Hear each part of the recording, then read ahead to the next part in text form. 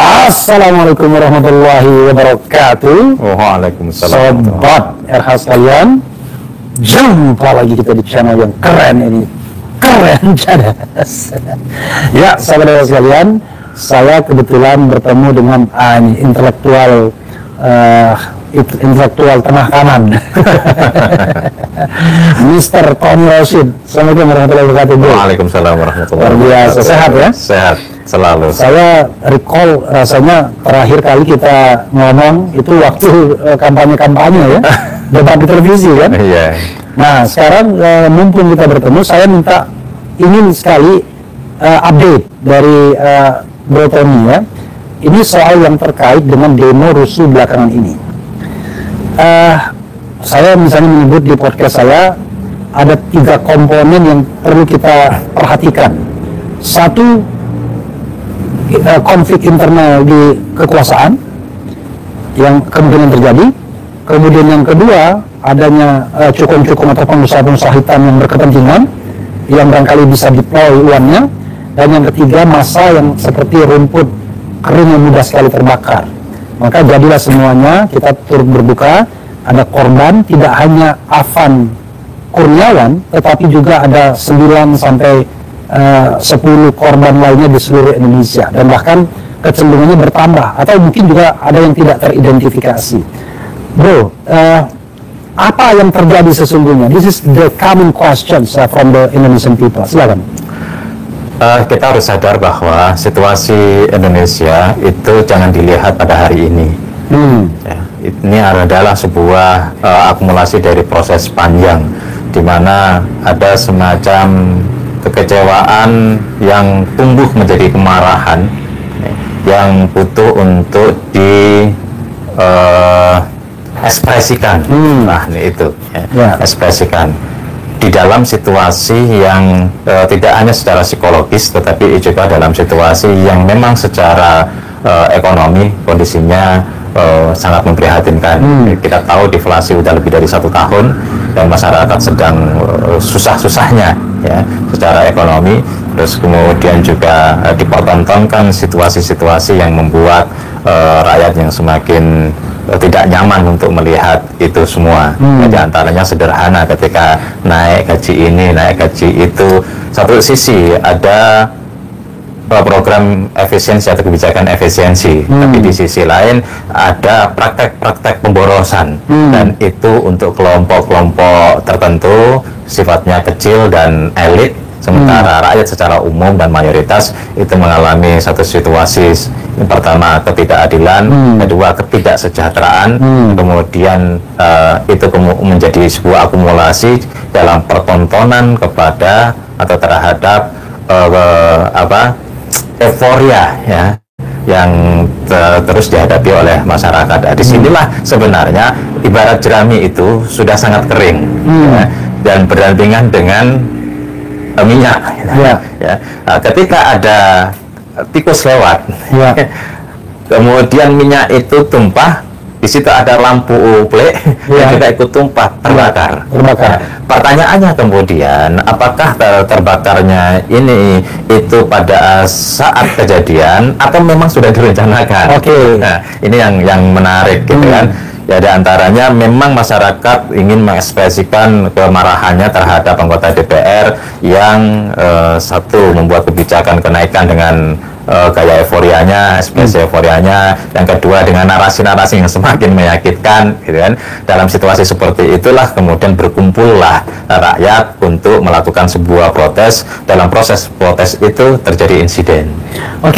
Menarik ya metafora rumput kering, kemudian minyak atau bensin, dan lampu teplok gitu ya. Pertanyaan saya adalah, dan ada tikus ya kan? Jadi yang namanya rumput kering itu rakyat, yang namanya lampu teplok saya tidak tahu perumpamaan apa, kemudian bensin saya tidak tahu perumpamaan apa, lalu tikus perumpamaan apa ya. Bisa dieksplorasi nggak metafora ini, kan menarik tuh. Iya. Jadi rumput kering itu adalah masyarakat yang dalam keadaan marah ya.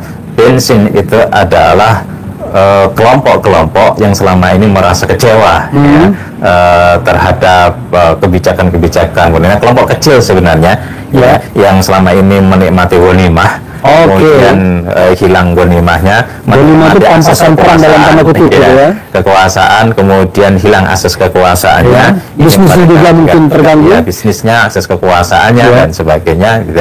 Terus kemudian ada lampu templok gitu lah. Lampu ini memang ada orang-orang yang apa namanya, ini memang mereka memang kerjanya adalah untuk membakar gitu loh. Jadi memang mereka punya pekerjaan dan profesi untuk itu gitu kan.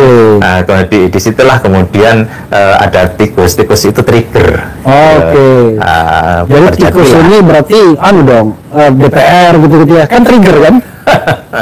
Atau lebih kepada atau pemerintah atau penguasa atau yang bisa siapa saja ya, bisa siapa saja yang kemudian bersikap, berperilaku dan bernarasi yang itu justru kemudian nyemplak bahasa ya, menyenggol lampu itu, yang kemudian terjadi sebuah pembakaran ditambah bensin yang sedang menunggu situasi, dan inilah yang kemudian terjadi seperti kemarin. Jadi tidak bisa kemudian dikatakan bahwa itu murni terjadi pada saat itu, tetap juga ada pihak-pihak, ini pihak yang terpisah ya, pihak-pihak yang memang sudah merencanakan. Kalau kita menggunakan teorinya Gustav Le Bon itu kan, artinya spontan, masa yang spontan, yang individu-individu itu berkumpul, ketika sudah ada kerumunan, maka yang terjadi adalah emosi yang irasional gitu. Tetapi juga ada Alport itu mengatakan bahwa ada pihak-pihak yang juga merencanakan sehingga itu betul-betul akan terjadi sebuah ledakan. Tapi apapun itu yang terjadi, tetap negara memiliki tanggung jawab terhadap stabilitas. Sebelum tanggung jawab ya. Tikusnya siapa? Tikusnya ini siapa yang tikus itu? Kalau kita umpamakannya, karena tikus ini adalah kan sebuah katalisator kan, kalau tikus ini kan. Karena kalau bensin kita tahu, bensin mungkin orang yang punya uang, lampu barangkali penguasa, ini pengusaha barangkali. Kemudian kalau jerami kering adalah rakyat. Nah, kondisi ini kan bisa terjadi, interaksi yang negatif ini karena ada tikus kan yang menggesek itu buar, lalu kemudian terjadilah kebakaran lumbung itu. Nah, tikusnya siapa tikusnya itu? Kan rakyat bertanya-tanya itu. Gitu. Berarti determinan faktor dari demo yang rusuh ini ya tikus itu kan? Ya, jadi sekali lagi tikus ini ketika berjalan itu kan nggak sengaja, karena nggak punya otak. Ketika ada sebuah narasi, ya ternyata narasi itu menyakiti rakyat. Ketika ada kebijakan, ternyata kebijakan itu dirasa rakyat itu menjadi sebuah ketidakadilan dan penyiksaan. Itu sebenarnya adalah senggolan tikus, gitu kan? Yang kemudian menjadi trigger lampu itu jatuh dan membakar semuanya, disiram oleh bensin. Kita nggak usah main metafora kalau begitu ya. Gini, bro. Kalau kita bicara common responsibility ya, saya terus terang saja termasuk heran. Dulu ada peristiwa Kanjuruhan yang meninggal ratusan orang. Kita tidak tahu pengadilannya seperti apa. Rasanya nggak ada yang bertanggung jawab juga, nggak ada yang dihukum, nggak ada yang diberhentikan. Correct me if I'm wrong. Soalnya saya hampir tidak lihat. Ya. Demikian juga ketika KM50. Cuman bedanya adalah kalau KM50 itu Kapolrinya siapa namanya? Beda lah orangnya. Kemudian begitu Kanjuruhan kan Kapolri yang sekarang Sigit Listio Prabowo. Kenapa seorang Sigit ya tidak diberhentikan atau tidak mengundurkan diri dalam kondisi yang seperti ini? Saya juga agak heran gitu. Gimana common responsibility seorang pejabat menghadapi sebuah kasus yang menemui korban jiwa? Kalau korbannya itu cuma kerusakan harta, itu pun sudah tidak justified lagi untuk bertahan kan? Ini orang mati, tapi Kapolrinya masih menunggu dipecat. Sementara yang kita harapkan memecat dan mencopot tidak melakukannya juga. Apa yang bisa Anda observasi dari ini semua? Ya, memang kita agak prihatin dalam konteks pengelolaan negara ya. Seringkali menjadi orang-orang yang tidak menunjukkan mentalitas sebagai negarawan. Ya, di Australia, di Perancis, di Jepang, atau di beberapa negara yang maju, ketika mereka dalam persepsi publik mereka harus bertanggung jawab ya secara moral, akan mereka mengundurkan diri. Dan itu tidak dipegang jabatannya terjadi di Indonesia. Dan ini memang seandainya ini kita berbicara andai-andai, seandainya dalam kasus ini itu Pak Listio Sigit ya sebagai seorang Kapolri ya rasa dianggap oleh publik, ini saya pikir ya publik akan menganggap karena keamanan itu tanggung jawab adalah negara, dalam konteks ini kepolisian, ya anggap gagal untuk menghentikan atau menghalau, mengantisipasi kerusuhan yang begitu masif di berbagai kota, di berbagai wilayah, ya mestinya ketika beliau berani mengatakan ini tanggung jawab saya, secara moral saya mengundurkan diri, ini luar biasa. Apresiasi publik akan besar sekali. Walaupun kalau dia akan tercatat sebagai seorang yang bertanggung jawab kan begitu. Iya, saya pikir ini positif bagi beliau, ya bukan negatif. Ini positif bagi beliau, bahkan menjadi orang yang boleh dibilang pertama yang berani mengambil tanggung jawab moral terhadap sesuatu kegagalan, kegagalan. Dan ini satu, itu akan dicatat oleh sejarah, satu yang akan diapresiasi oleh rakyat, yang kedua akan dicatat oleh sejarah, dan yang ketiga ini akan menjadi referensi dalam pembentukan mentalitas ya masyarakat, dan pada akhirnya akan menjadi budaya yang positif bagi para pejabat sebelumnya.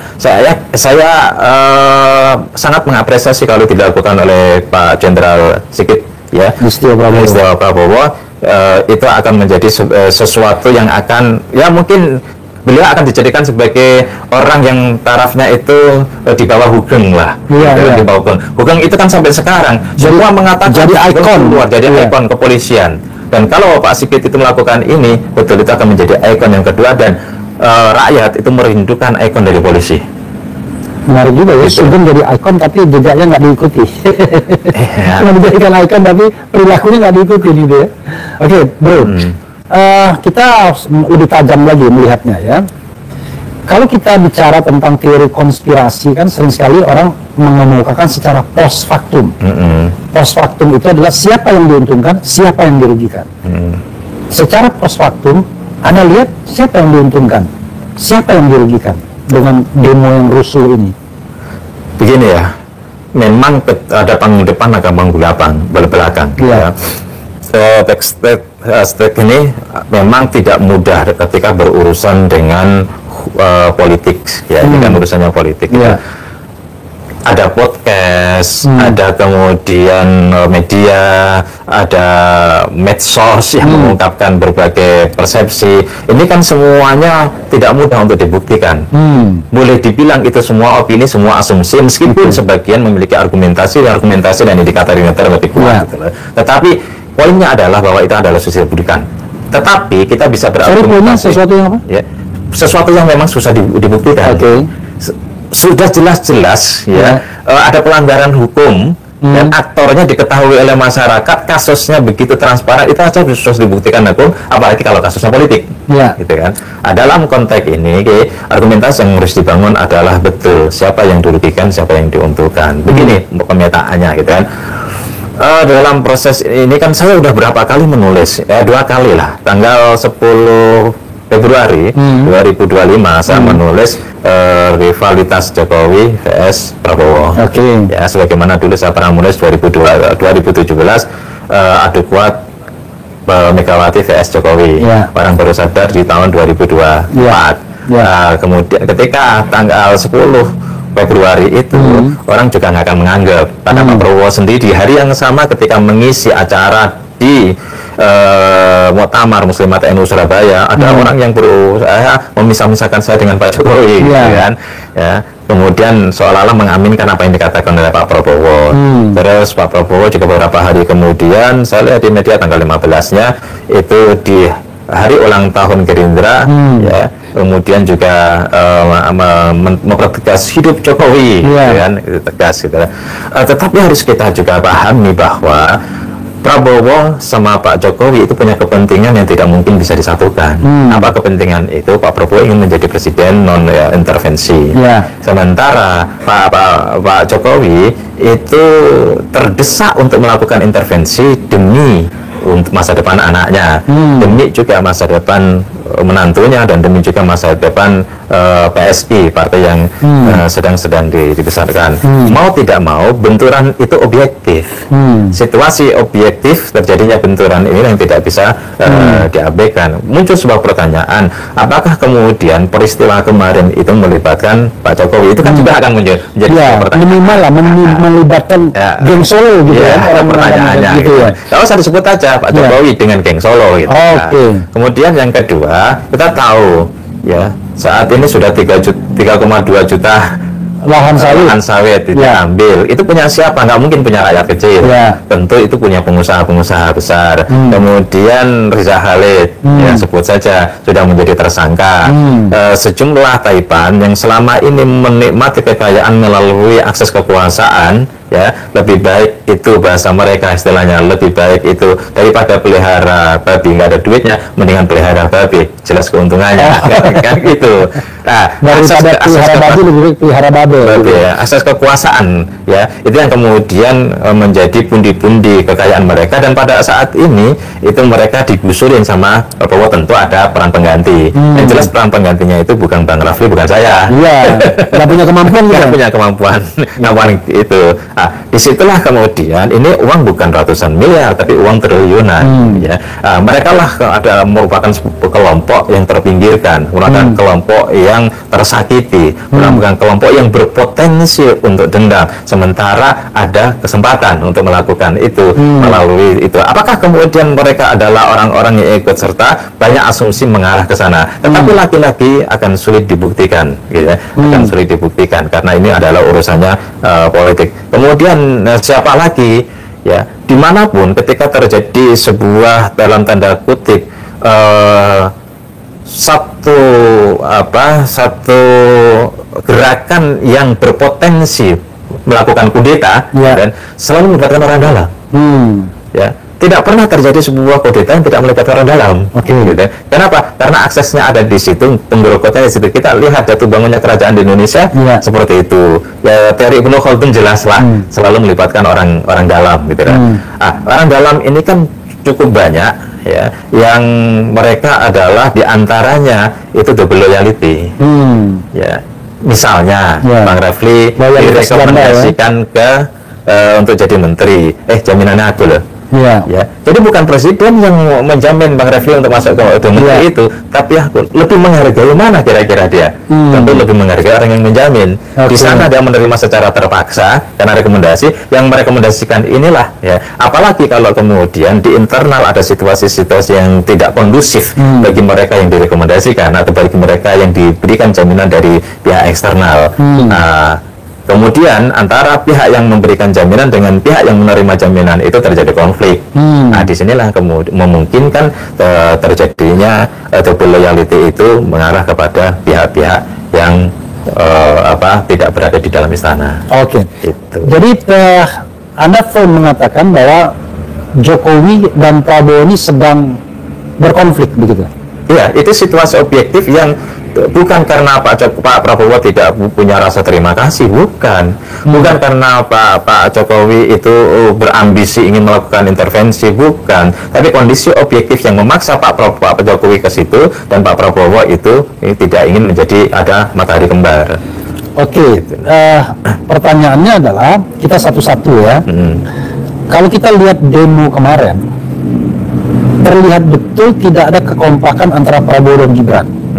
Biasanya dalam sebuah press conference mengenai kerusuhan yang terjadi, demo yang terjadi, keprihatinan dan lain sebagainya, itu presiden dalam berbagai kesempatan dan juga press conference tidak didampingi oleh wakil presiden. Kemarin misalnya didampingi oleh Megawati waktu press conference dan ketua MPR misalnya. Bahkan wakil presiden menemui ojol misalnya keluar. Jadi kelihatan tuh tidak ada kekompakan dan kelihatannya tidak dilibatkan juga dalam proses ini. Bahkan ketika menunda ke Cina, kan yang diutus AHY, ya, sebelum dia pergi sendiri juga akhirnya. Ini bagaimana ini? Apa yang Anda lihat soal Gibran Rakabuming Raka dan Prabowo Subianto yang notabene adalah wakil presiden dan presiden ini? Banyak sekali indikator untuk menjelaskan argumentasi itu. Di antaranya yang kedua yang tampak kemarin itu adalah hal yang jelas dan tegas. ini situasi negara sedang emergensi, gitu. Kemudian konferensi pers, wakil presiden nggak ada, itu kan menjadi pertanyaan. Kan? Dan itu pertemuan beberapa kali, bukan hanya sekali. Itu satu. Yang kedua, kenapa Ibu Mega di situ?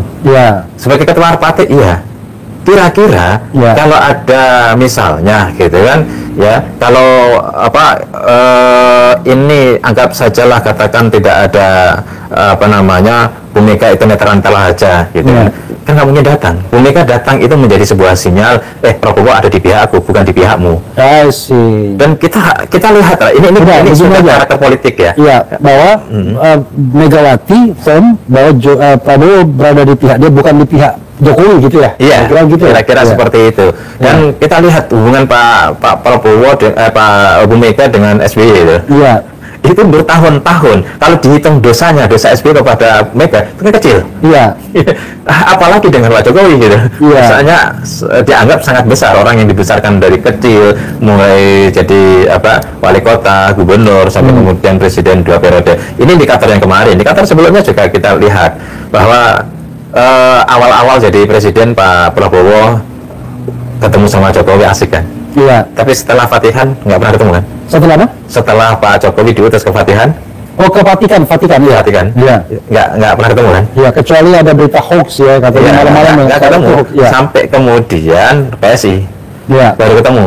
Setelah ketemu PSI, abolisi dan amnesti keluar. Gitu. Itu sudah bisa dilihat. Abolisi dan amnesti ini seperti melemparkan tinja ke muka Jokowi gitu. Seperti menampar muka Jokowi gitu. Seperti menampar muka Jokowi. Baru dari PSI udah lama nggak ketemu, kemudian datang, itu pun acara PSI, akhirnya mau tidak mau ketemu, terus kemudian pulang.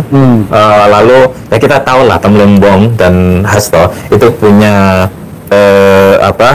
dalam tanda kutip rivalitas dengan Jokowi atau punya hubungan yang sangat tidak baik. Dua orang ini ditarget oleh Jokowi pokoknya punya hubungan yang tidak bagus, bahkan konfrontatif dengan Jokowi, terutama Hasto. Kenapa baru pulang? Dan Hasto juga baru divonis. Terus kemudian diamnestikan. Kalau Temlembong kita tahu lah, tapi lebih bobot yang lebih besar ada di Hasto. Nyerang terus, kemudian jadi tersangka, habis itu diberikan amnesti setelah diketok palu vonisnya itu.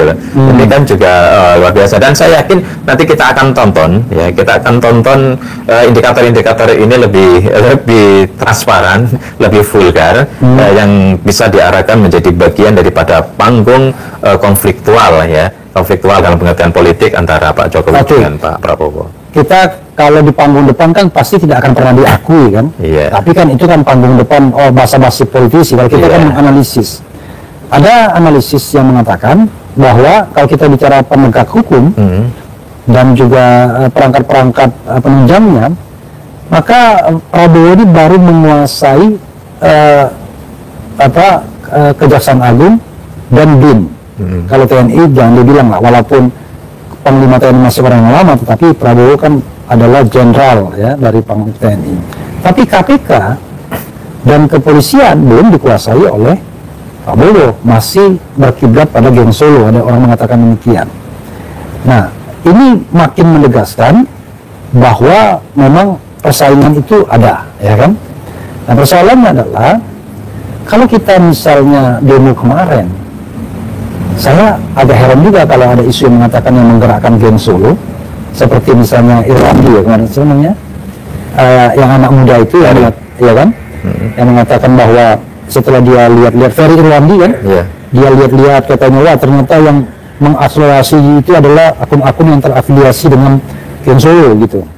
Tapi hasilnya adalah kenapa kemudian justru polisi yang menjadi the common enemy, kalau polisi ini adalah polisi yang sesungguhnya masih diandalkan geng Solo kan begitu. Lalu kalau DPR, apa urusan pula geng Solo dengan DPR? Mungkin Anda bisa mengeksplorasinya lebih lanjut. Saya pikir DPR itu menjadi pintu masuk saja. Kita pintu masuk untuk men-trigger semua yang terjadi, dan itu paling empuk ya. Kalau triggernya polisi itu risikonya tinggi. Tapi kalau triggernya adalah DPR itu relatif tidak ada risiko. DPR itu nggak ada risiko menghancurkan pintu gerbangnya DPR. Coba hancurkan pintunya gerbang Mabes Polri. Wah, bahaya itu. Tapi kalau DPR sudah biasa, maki-maki DPR biasa, mencemooh DPR biasa, gitu. DPR juga sudah kenyang. Ya ibarat kayak sopir angkot, dimaki sana, dimaki sini, dia belok-belok aja. Ya, karena DPR juga majemuk ya, jadi tidak persorangan. Ya, tidak persorangan. Itu tidak ada garis komando, tidak punya senjata dan sebagainya lah, gitu sebagainya.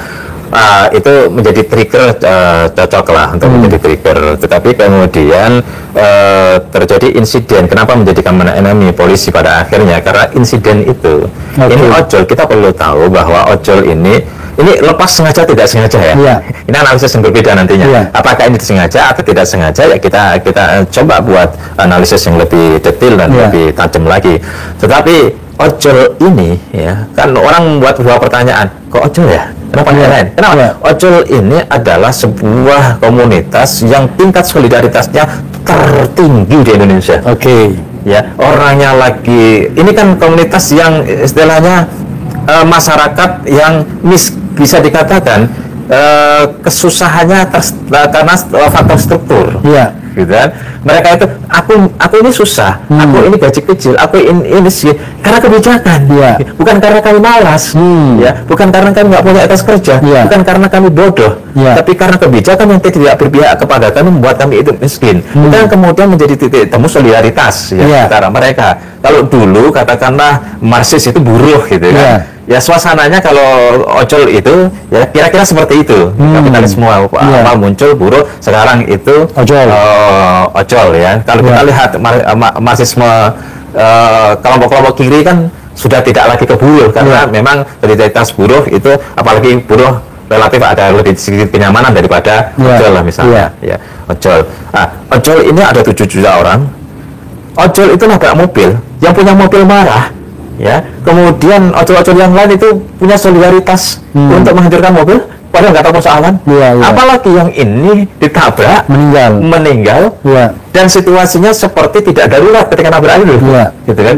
Tidak dalam kerumunan banyak, hanya sendiri, ditabrak, meninggal, meledaklah, maka menjadi common enemy yang pada akhirnya juga siapapun yang melihat kasus itu insiden itu akan marah. Ya, ketika solidaritas kerumunan itu muncul, yang lain juga ikut berkerumun. Tapi menjadi sebuah pertanyaan yang sangat serius menurut saya, kok alamat-alamat anggota DPR ketahuan ya?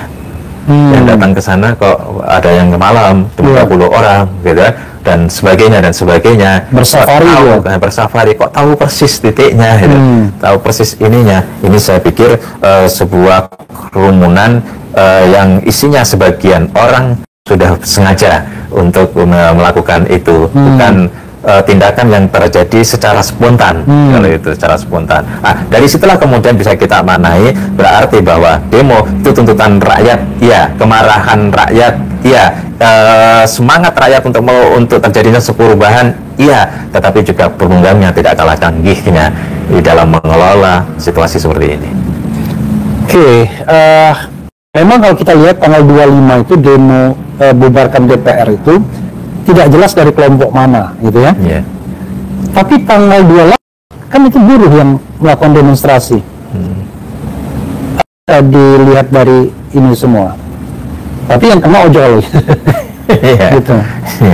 Yang kena ojol juga buruh. Buruh secara tidak langsung. Buruh secara tidak langsung. Ya, itu menjadi tadi. Apakah ini sengaja atau tidak sengaja, kan kemudian banyak spekulasi. Maka dikatakan tidak sengaja kok ojol, dikatakan tidak sengaja kok situasi ojol sendiri pakai seragam lagi, dikatakan tidak sengaja kok sampai meninggal dunia gitu, dan sebagainya gitu. Tapi kalau dikatakan sengaja ya dia ada di situ juga gitu kan. Nah, inilah menurut saya yang perlu untuk ditajamkan di dalam sebuah melihat data-datanya gitu. Setelah kejadian itu Prabowo sibuk mengumpulkan ormas-ormas, ketua-ketua umum partai politik, ketua-ketua lembaga negara, artinya elit-elit penting di republik ini dia kumpulkan. Tetapi Gibran sebagai wakil presiden sibuk menemui ojol. Itu pun dibilang ini ojol kinclong. Bahkan bagi-bagi mawar setelah itu. di Medan bagi-bagi beras bahkan. Kok saya seperti mengingatkan pada kejadian-kejadian sebelumnya, ketika Gibran selalu muncul mencuri panggung yang diharapkannya memberikan simpati, tapi akhirnya panggung itu ketahuan fake, bukan panggung yang sebenarnya. Apa yang Anda bisa komentari soal ini? Gini, saya pikir pola yang dilakukan oleh Pak Jokowi itu mau dikopi habis sama Gibran. Dan yang pola Pak Jokowi itu tadi, Pak Jokowi itu polanya menyogok rakyat gitu ya? Iya, polanya itu selalu mencari momen-momen atau menciptakan momentum-momentum kecil yang bisa menciptakan simpati. Menaikkan elektabilitas gitu ya. Meskipun itu tidak populer, gitu kan. Tidak populer di mata elit. Iya, di mata elit. Di mata ojol jangan-jangan populer, jangan ya. Kenapa? Gini misalnya yang sederhana. Ya ibarat masyarakat kita kan masyarakat yang mayoritas miskin, mayoritas lapar, gitu kan. Dan elit mau ngomong apapun, kalau ya udahlah, kalau anggota DPR ya korupsi, ya jadi tersangka, kemudian didakwa di pengadilan, lalu divonis jelas korupsi. Habis itu balik lagi jadi anggota DPR bisa, dengan masyarakat ngasih duit kepada masyarakat lupa. Ya lapar kok. Ya kenapa masyarakat itu lupa? Karena mereka satu konsentrasinya kepada perutnya, mereka itu susah, nggak mikir yang lain-lain, gitu. Kemudian kedua, kebutuhannya langsung dipenuhi saat itu, jadi akan melupakan segalanya karena kebutuhannya lebih penting daripada daya kritisnya. Itulah masyarakat. Kalau saya mau ajukan pertanyaan ini ya, dengan demo kemarin, mana yang untung antara Prabowo dan Gibran? Dan mana yang buntung pula antara Prabowo dan Gibran? Saya pikir Prabowo itu meskipun saya melihat pertemuan itu wajahnya juga tidak tegang, tenang sebagaimana biasanya, karena barangkali karena Prabowo yakin sudah bisa mengendalikan segalanya, gitu kan, sehingga wajahnya dengan tenang. Tetapi pada akhirnya orang akan melihat ternyata Prabowo tidak kuat-kuat amat, gitu kan. Ternyata Prabowo tidak mampu begitu cepat untuk mengantisipasi segala sesuatu yang bisa mengancam stabilitas keamanan negara. Itu juga bisa juga setelah ini selesai, katakanlah sekarang anggap aja ada selesai, ya apapun yang didapatkan oleh Prabowo nggak ada kan, kecuali sebuah hujatan, paling tidak sebuah penilaian bahwa Prabowo tidak kuat-kuat amat, Prabowo di timnya tidak solid, gitu kan. Sudah mulai ada bicara sudah mulai ada Prabowo gitu. Sudah mulai banyak sudah rentan, dan ini seperti pembuka dan bisa menjadi pembuka bagi gerakan-gerakan ketika suatu saat ada trigger kembali, dan itu dengan pengalaman ini bisa lebih dahsyat, gitu, lebih dahsyat itulah ya. Kecuali memang misalnya dalang-dalang itu, gitu kan, tahu-tahu habis ini ternyata Prabowo tangkap Rizal Khalid, gitu, ternyata Prabowo tangkap si A, si B, orang-orang yang memang ketika ditangkap wow, gitu, tangkap itu memang dia orang hebat nih, hebat secara finansial, hebat dari kekuasaannya dan sebagainya. Itu baru kita bisa bertanya-tanya. Bisa jadi ini dibuat itu Prabowo memancing, gitu kan. Tapi kan enggak. Setelah selesai ya aman-aman aja. Enggak ada kembali memberikan sebuah kesan bahwa Prabowo di timnya itu tidak solid, bahwa Prabowo itu tidak kuat-kuat amat. Bahkan memberhentikan Kapolri pun tidak berani kesannya, gitu ya. Yang unik ini, Prabowo bilang, ya kalau saya diberhentikan saya akan berhenti. Kata Sigit. Ini kan seperti narasi nantangin ya. Berhentikan saya juga saya siap. Ya istilahnya gini, saya pokoknya saya tidak mau mundur, tapi kalau saya diberhentikan saya siap. Ini kan menurut saya sebuah pesan yang punya makna tersendiri. Biasanya kan apalagi ini polisi atau tentara, ya nggak akan keluar itu. Akan menyinggung soal dia dimundurkan, soal dia dicopot, tidak akan pernah menyinggung. Karena apa? Itu hal yang sensitif dan itu bahkan dianggap sebagai sesuatu yang sakral. Tapi Listio Sigit mengatakan, kalau saya dimundurkan oleh Presiden Tuhan Abdul saya siap. Coba kalau itu ada pertanyaan wartawan misalnya, gitu, kalau dimundurkan gimana? No comment, kan gitu. Karena ini sensitif, ya, dan bahkan sakral, gitu. Ini terakhir pertanyaannya. Prabowo sepertinya sendirian. Jadi kalau Gibran sibuk dengan gimmicknya, instead of menyelesaikan masalah, dia sibuk dengan gimmicknya. tapi Prabowo sendirian untuk menenangkan massa dengan mengundang tokoh-tokoh dan lain sebagainya. Dan kita tidak bisa melihatnya itu sebagai sesuatu yang main-main, kan serius. Kalau tokoh-tokoh ormas-ormas itu dikumpulkan, semua tokoh pimpinan parpol, pimpinan lembaga negara itu pasti serius, ya kan, karena nggak mungkin main-main. Nah, tapi kita juga heran, pembantu-pembantu Prabowo selain Gibran ini kemana? Dalam situasi seperti ini kan biasanya Menko Polkam leading. Nah, Menko Polkam itu ya tentu Budi Gunawan. Tapi yang kelihatannya Menko Polkamnya tidak melakukan mengkoordinasi, yang turun langsung ya cuma Kapolri saja memberikan pernyataan minta maaf dan muka sedih, plus Panglima TNI yang mendampingi. Padahal kan mereka kan di bawah koordinasi Menko Polkam harusnya. Apa yang Anda lihat? Saya nggak tahu ya, kalau polisi ini di bawah Menko Polkam atau di bawah Menteri Hukum, Menteri Koordinator Hukum Yusril ya. Tapi intinya dalam kondisi kerusuhan seperti ini kan bukan urusan hukum saja, tapi urusan Kamtibmas, dan menurut saya lebih cocok Budi Gunawan yang turun kan begitu. Tapi ini tidak terjadi gitu. Ya, pada masa Pak Jokowi misalnya dulu, Pak Mahfud MD yang banyak tampil, karena memang itu urusannya, itu tupoksinya gitu. Kenapa sekarang kok Pak Budi Gunawan tidak banyak tampil? Saya lebih cenderung melihat bahwa ada masalah di orkestrasi yang dilakukan oleh Pak Prabowo untuk memerankan berbagai orang. Pak Prabowo memang belum memainkan atau kurang memainkan struktur pemerintah yang berada di bawahnya. Lebih banyak misalnya diperankan oleh orang-orang tertentu yang memang punya histori cukup panjang, sehingga orang dekat punya hubungan emosional cukup panjang, dan ini berbahaya. Bahaya. Dan intinya memang dia tidak kasih panggung ke Budi Gunawan misalnya. Saya lebih cenderung kepada kurangnya Pak Prabowo untuk mengorkestrasi dari semua struktur pemerintahan yang ada. Itu. Jadi ini bukan hanya persoalan Budi Gunawannya, nanti dalam soal lain bisa jadi orang yang seharusnya mengambil tupoksi itu justru diambil oleh orang di lingkaran Pak Prabowo, bukan orang itu. Dan menurut saya ini kalau terus-menerus terjadi dan dibiarkan seperti ini merugikan bagi pemerintahan Pak Prabowo sendiri. Pada akhirnya orang pun tidak akan mengambil peran proaktif, peran yang lebih banyak, karena sudah terbiasa diambil oleh orang-orang terdekatnya yang juga bukan tupoksinya. Contohnya paling sederhana, pada saat Pak Prabowo pidato pernah di situ ada Dasko di sampingnya. Posisi Pak Dasko ini sebagai apa gitu ya? Kalau seandainya Puan misalnya ketua DPR, ini kan wakil ketua, sementara Puan tidak berhalangan misalnya.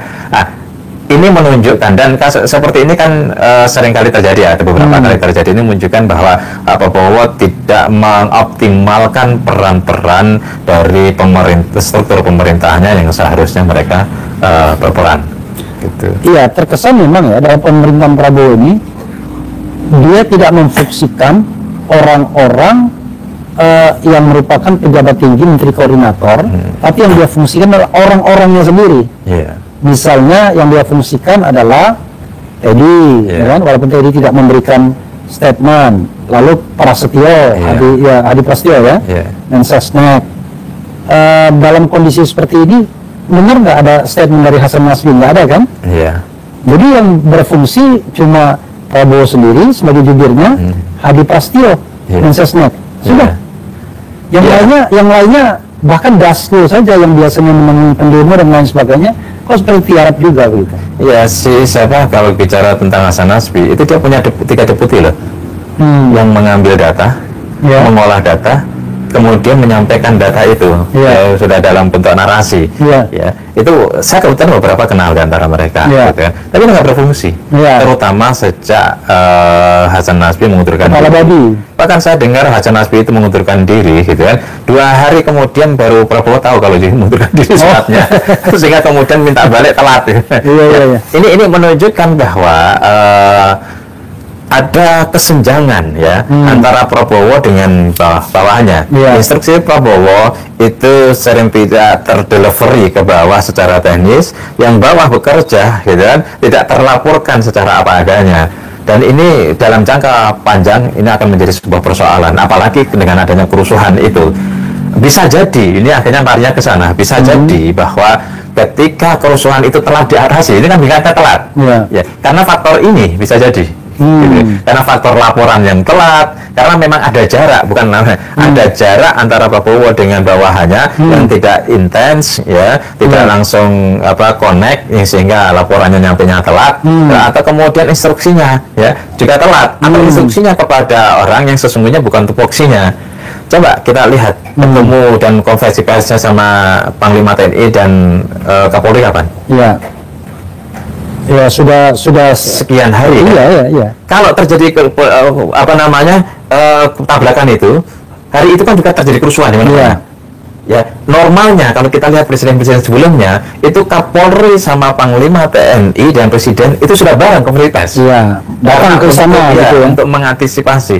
Ini setelah sekian sudah mau selesai, baru kemudian berkumpul dan konferensi bareng. Ini ada sesuatu tadi, ya, normatifnya, ya, karena memang koneksitas, ya, antara penugasan ini atau koneksitas kinerja ini memang ada masalah di sini, gitu ya. Kalau kemudian kita apakah kemudian ada masalah politis di antara mereka, bisa jadi, bisa iya, tetapi yang jelas indikator-indikator yang begitu banyak itu seperti memberikan kesimpulan bahwa koneksitas antara kinerja, ya, koneksitas kinerja antara presiden dengan bawahannya itu tidak langsung dan tidak terdelivery dengan baik, ya, tidak real time, sehingga mengakibatkan, ya, kalau masalah real time sebuah program agak telat karena masalah ini masalah keamanan, ya, dan ini berbahaya ketika nanti terjadi kerusuhan berikutnya. Kalau terjadi, kita berharap tidak akan pernah terjadi, tapi kalau terjadi, maka Pak Prabowo perlu melakukan perbaikan dalam orkestrasi kepemimpinannya. Oke, bro, closing statement. Tapi sebelum closing statement, ngeri sekali ya dengan pemerintahan kita ini, ya. Kelihatannya orang takut menjangkau Prabowo, mungkin karena senioritasnya, karena emosinya dan lain sebagainya. Itu salah karena closing statement. Ya, memang ini menjadi sebuah pelajaran penting bagi kita semua, bahwa betapa negara ini, ya, belum begitu solid di saat kepemimpinan Prabowo belum ada 1 tahun. Sudah terjadi gerakan-gerakan yang bisa mengarah kepada makar, kepada operasi kudeta, dan penanganannya begitu telat, padahal saat ini adalah Pak Prabowo sudah merangkul begitu banyak kekuatan kekuatan rakyat dari semua komunitas, dari semua komponen, semua unsur, tetapi ternyata sesuatu ini terjadi, apalagi ini terjadi pada pemerintahan yang dipimpin oleh seorang militer. Ya, ini menunjukkan bahwa kemiliteran Pak Prabowo belum menunjukkan sebuah kerapian, ya, dan kedisiplinan di dalam menjaga stabilitas keamanan dan stabilitas politik negara. Oke, sobat dan sekalian, ya, kalau Tony Rosid masih terdengar hati-hati karena memang perangkat data, fakta dan lain sebagainya terus digali, ya. Dan juga tentu kita menjaga keamanan juga. Jangan sampai kemudian negara kita ini kan nggak benar-benar demokratis gitu. Orang berpendapat bisa dikriminalisasi. Tapi mudah-mudahan namanya kita ingin mencari kebenaran, bukan mencari kebenaran, ya kita lihat hal yang sebenar-benarnya. Tetapi mungkin Anda setuju dengan saya, apapun yang terjadi soal siapa yang salah, siapa yang benar, harusnya memang ada yang bertanggung jawab dan mau take responsibility, ya. Kalau di luar negeri, tanggung jawab itu dengan mengundurkan diri gitu, ya. Kalau Jepang zaman dulu dengan harakiri gitu, ya. Gitu. Oke, saya rasa terima kasih banyak, bro, ya. Sama-sama. Oke, mudah-mudahan perbincangan yang bermanfaat dan kita terus menggali apa yang terjadi, ya, karena kita cinta negara ini, ya. Walaupun tentu saja tidak semua orang cinta dengan jabatan karena kita ingin di luar pemerintahan, tapi kita bisa ingin melihat bagaimana pemerintahan itu berjalan. Kebetulan kita bukan orang yang cinta jabatan. Oke. Wassalamualaikum warahmatullahi wabarakatuh. Keren, cadas.